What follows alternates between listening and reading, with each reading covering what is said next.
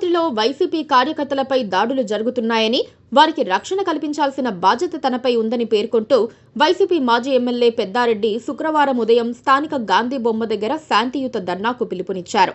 అయితే దీనికి అనుమతులు లేవని పోలీసులు స్పష్టం చేశారు. అయినప్పటికీ చేసి తీరతామని ప్రకటించిన పెద్దారెడ్డి భారీ ఎత్తున శ్రేణులను సమీకరించారు. ఇక ఈ విషయం తెలిసిన జేసీ ప్రభాకర్ రెడ్డి తాడిపత్రిలో పెద్దారెడ్డి ఎలా అడుగు పెడతాడో చూస్తారని ప్రకటించారు. ఈ క్రమంలో తీవ్ర యుద్ధం జరగటం ఖాయమని అంచనా వేసిన పోలీసులు ఇరుపక్షాలను శాంతింపజేసే ప్రయత్నాలు చేశారు. అయినప్పటికీ ఎవ్వరూ శాంతించలేదు. ఈ నేపథ్యంలో పెద్దారెడ్డిని ఇంటి వద్దే అడ్డుకుని గృహ నిర్బంధం చేశారు. అయితే తాడిపత్రిలో టీడీపీ సీనియర్ నేత జేసీ ప్రభాకర్ రెడ్డిని వైసీపీ వ్యూహాత్మకంగా ట్రాప్లో పడేసిందన్న చర్చ జరుగుతోంది.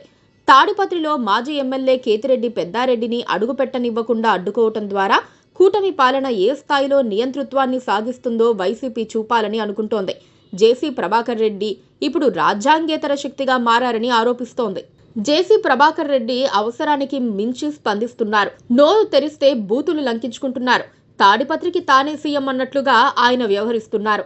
తాను అనుమతించిన వారే తాడిపత్రిలోకి రావాలని, మాజీ ఎమ్మెల్యే కేతిరెడ్డి పెద్దారెడ్డిని ఎట్టి పరిస్థితుల్లో రానిచ్చేది లేదని ప్రకటించారు. పెద్దారెడ్డి కోర్టు అనుమతి పొందినప్పటికీ పోలీసులపైనే జేసీ జులుం ప్రదర్శిస్తూ ఆయన్ను అడ్డుకునే ఆదేశాలిస్తున్నారు. సామంతరాజు స్వాతంత్రం ప్రకటించుకున్నట్లుగా జేసీ వ్యవహరిస్తున్నారన్న ఆరోపణలు వస్తున్నాయి.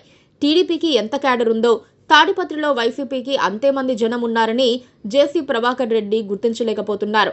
జేసీ ప్రభాకర్ రెడ్డి వైసీపీ నేతలతో పాటు పోలీసులపై కూడా ఎలా నోరు పారేసుకున్నారో రెండు తెలుగు రాష్ట్రాల ప్రజానీకం చూసి యావగుంచుకుంటున్నారు.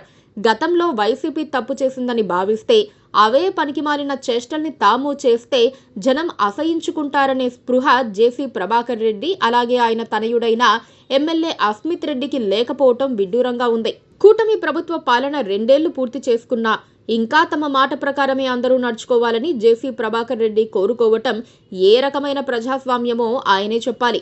పెద్దారెడ్డి ఎమ్మెల్యేగా ఉన్నప్పుడు జనం బాధలు పట్టించుకున్నారే తప్ప జేసీ కుటుంబం జోలికి రాలేదని వైసీపీ నేతలు గుర్తు చేస్తున్నారు.